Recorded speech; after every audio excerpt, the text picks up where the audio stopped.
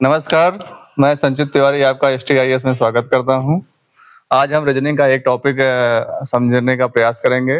पिछली बार आरओ में एक एग्ज़ाम में क्वेश्चन आया था जो फरवरी में हुआ था, निरस्त हुआ था कि 5 ऊर्ध्वाधर लाइन और 5 क्षैतिज लाइनों से बने हुए चित्र में कितने वर्ग होंगे? तो ऐसे में हमको कुछ उसके बारे में जानकारी लेनी है, जो आपको सहज और सरल तरीके से उस क्वेश्चन को सॉल्व करने में आसानी होगी और उसी तरीके से यूपीएसआई में जो आने वाले हैं, तो उसमें भी वर्गों की संख्या को गिनना, आयतों की संख्या का गिनना और त्रिभुजों की संख्या का गिनना आ सकता है, क्योंकि संभावित क्वेश्चन ऐसे क्वेश्चन बनाए जाते हैं। हम आज इन तीनों पे आपसे चर्चा करेंगे। जैसे अगर उसी क्वेश्चन को देखा जाए जो आरओ में पूछा गया था कि 5 क्षैतिज लाइनें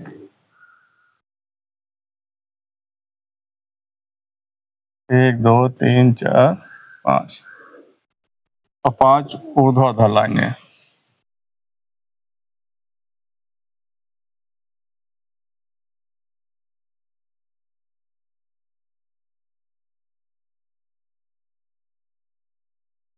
एक दो तीन चार पाँच, जैसा कि आपके सामने उसी क्वेश्चन का प्रारूप, उसमें ये प्रारूप बना के नहीं दिया था, क्वेश्चन ही दिया था, हमको प्रारूप स्वयं बनाना था। तो हम देखेंगे कि इसमें पूछा गया था कि वर्गों की संख्या कितनी होगी। अब ऐसे में आप गिनना शुरू करेंगे 1 2 3 4 5 6, इस तरह से काफी समय लग जाता है और एग्जाम में बहुत ही समय बचाना आपका सबसे प्रमुख जिम्मेदारी हो जाती है। यूपीएसआई में तो और भी समय लगेगा, क्योंकि उसमें 40 क्वेश्चन मैथ है, 40 क्वेश्चन रीजनिंग है, जीएस है, हिंदी है, इस तरह से बहुत लंबा टाइम लग जाएगा। इसलिए इसको आपको शॉर्ट ट्रिक में समझाने का प्रयास करेंगे। इसको सॉल्व करने का सबसे आसान तरीका ये है कि आप इसको नंबरिंग करिए कि कितने खाने हो रहे हैं। आप देखेंगे 4 इधर है, 4 इधर है।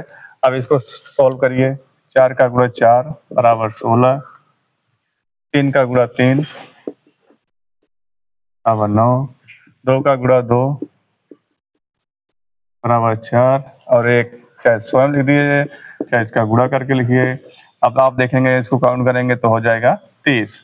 उस क्वेश्चन का आंसर 30 था। उस क्वेश्चन को बताने का मेरा मकसद यही है कि ऐसे क्वेश्चन पूछे जाते हैं। ऐसा नहीं है कि सिर्फ हमारे मन में कोई भी क्वेश्चन आ गया और हम उसे बना दिए गए। हालांकि वो पेपर निरस्त हो गया था, उसके बाद से आरओ का फिर से अभी 27 जुलाई में पेपर हुआ है। अब आप वर्गों की संख्या को निकालने के लिए ये ट्रिक हमेशा यूज कर सकते हैं।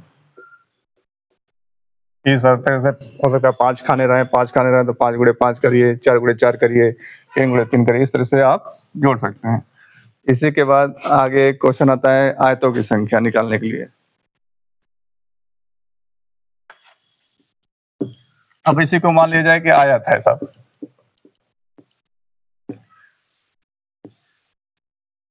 अगर इसी को हम आयत का मान ले कि ये आयत है, क्योंकि आयत में भी कोणों के मान 90 डिग्री के होते हैं, उसमें भी 4 भुजाएं होती हैं।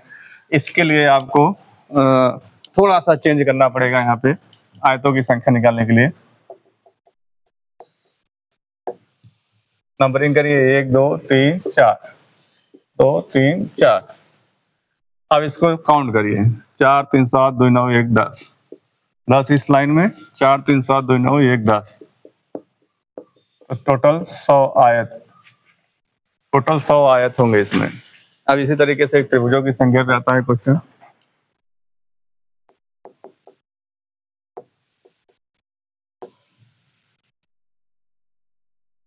पहले हम त्रिभुज निर्माण करेंगे।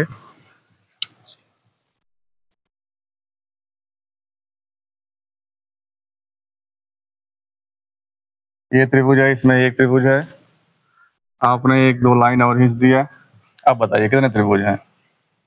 तो आपको देखते बराबर गिनना शुरू करें, 1 2 3 4 5। हालांकि आप गिन सकते हैं, लेकिन उससे टाइम ज़्यादा लगेगा और आपको एग्जाम में अपना टाइम बचा के आगे आने वाले क्वेश्चनों को सोल्व करने में उसको टाइम देना चाहिए। ये हमारी प्राथमिकता होनी चाहिए, इसलिए हम इसको नंबरिंग करेंगे। अब इसको काउंट कर देंगे, 3 2 5 1 6, टोटल 6 त्रिभुज होंगे। अगर इसी में एग्जामिनर एक लाइन और बना दिया तो अब 2 भाग में हो गया, तो कुछ नहीं करना, 3 2 5 1 6 पूरे 2 12 त्रिभुज। इस तरीके से आप ये शॉर्ट ट्रिक के बेस पे आप अपने क्वेश्चन को सॉल्व करेंगे और अपना समय बचाते हुए अन्य आगे आने वाले क्वेश्चनों में अपना समय देंगे, जिससे कि आपको लाभ मिलेगा। धन्यवाद।